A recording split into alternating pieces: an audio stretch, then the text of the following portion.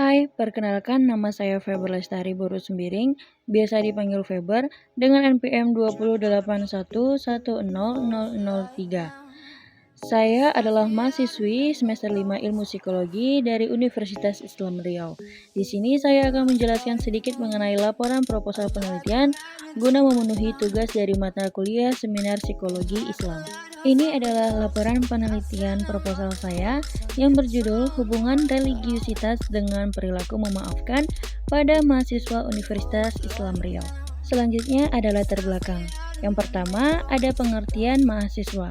Mahasiswa adalah makhluk sosial. Menurut Siswoyo tahun 2007, mahasiswa dapat didefinisikan sebagai individu yang sedang menuntut ilmu di tingkat perguruan tinggi, baik negeri maupun swasta atau lembaga lain yang setingkat dengan perguruan tinggi. Selanjutnya ada pengertian forgiveness.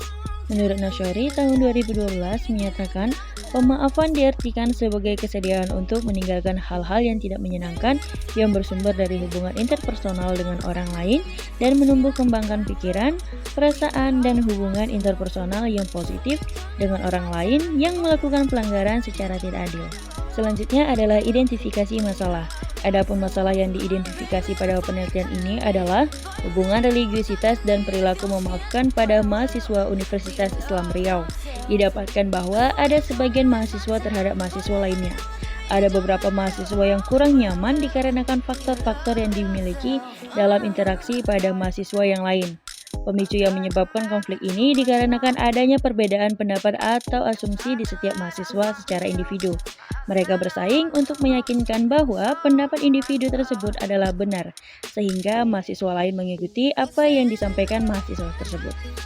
Berikut adalah rumusan masalah dan tujuan penelitian. Yang pertama, rumusan masalah dari penelitian saya. Berdasarkan latar belakang masalah yang dijelaskan di atas, maka rumusan masalah dalam penelitian ini adalah apakah ada hubungan religiusitas dengan perilaku memaafkan pada mahasiswa Universitas Islam Riau. Selanjutnya, tujuan penelitian. Tujuan penelitian ini berdasarkan rumusan masalah di atas. Penelitian ini bertujuan untuk mengetahui hubungan religiusitas dengan perilaku memaafkan pada mahasiswa Universitas Islam Riau. Selanjutnya mengenai variabel dari penelitian saya, yang pertama adalah ada perilaku memaafkan. Teori yang digunakan dan indikatornya, menurut Nasyori tahun 2012, pemaafan diartikan sebagai kesediaan untuk meninggalkan hal-hal yang tidak menyenangkan yang bersumber dari hubungan interpersonal dengan orang lain dan menumbuh kembangkan pikiran, perasaan, dan hubungan interpersonal yang positif dengan orang lain yang melakukan pelanggaran secara tidak adil. Yang kedua adalah aspek-aspek. Menurut Amos Gold, memaafkan itu dapat dibagi menjadi beberapa aspek, yaitu avoidance motivation, revenge motivation, dan benevolence motivation.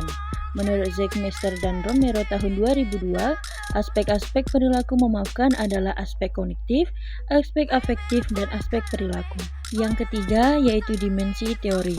Dalam pernyataan Nasyori tahun 2014 disebutkan bahwa dimensi pemaafan dapat dibagi menjadi tiga, yaitu dimensi emosi, dimensi kognisi, dan dimensi interpersonal.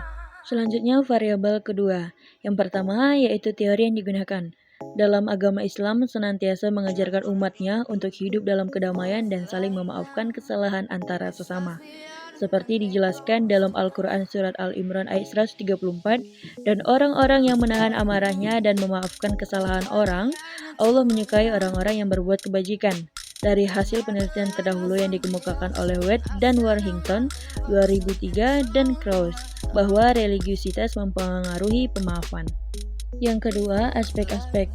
Derajat mengemukakan istilah kesadaran agama atau religious consciousness dan pengalaman agama atau religious experience. Kesadaran agama merupakan segi agama yang terasa dalam pikiran dan dapat diuji melalui introspeksi atau dapat dikatakan sebagai aspek. Yang ketiga ada dimensi teori. Menurut Gold dan Stark, dimensi-dimensi religiusitas terdiri dari 5 macam, yaitu dimensi ideologis, dimensi ritualistik, dimensi eksperiensial, dimensi intelektual, dan dimensi konsekuensial.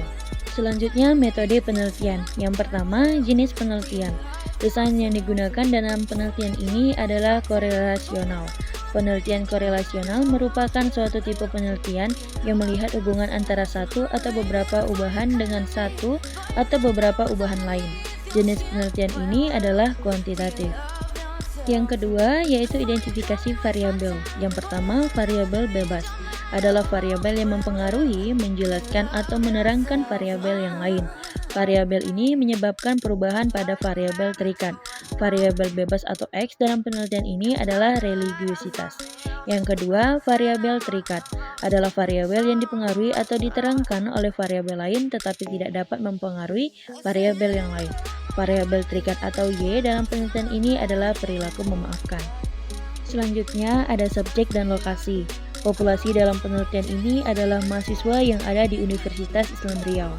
Selanjutnya ada teknik pengumpulan data. Teknik pengumpulan data yang digunakan dalam penelitian ini adalah kuesioner atau angket.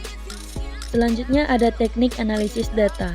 Analisis data dilakukan untuk menguji hipotesis dalam rangka menentukan kesimpulan untuk mencapai tujuan penelitian. Metode analisis data dalam penelitian ini adalah menggunakan statistik korelasi produk momen dari Carl Pearson, di mana apabila ingin melihat hubungan dua variabel dan data yang dikumpulkan bukan ordinal maupun nominal, maka teknik yang paling sesuai adalah product moment correlation. Selanjutnya ada metode penelitian psikologi Islam. Metode yang saya gunakan yaitu metode intuisi. Metode ini adalah pendayagunaan kalbu atau hati nurani yang dapat membantu seseorang melihat dengan mata batinnya kenyataan yang dapat dilihat dan dirasakan panca inderanya.